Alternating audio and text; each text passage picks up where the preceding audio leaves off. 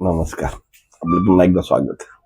वेलंड जगप्रसिद्ध सागरी कलावंत व जलतरणपटू यानं माणसाच्या आयुष्यात येणाऱ्या 2 प्रकारच्या माणसांबद्दल खूप महत्वाचं असं भाष्य केलेलं आहे. ते म्हणतात, हे फारच भयानक आहे असं म्हणणाऱ्या माणसापासून तुम्ही दूर राहा.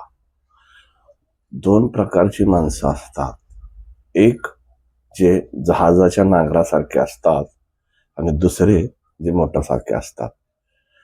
नांगर तुम्हाला कुठेही घेऊन जात नसतो, तो तुम्हाला फक्त खाली खेचण्याचंच काम करत असतो. आणि मोटर असतं ते तुम्हाला फार दूरपर्यंत घेऊन जात असतं आणि त्यात तुम्हाला आनंद मिळत असतो.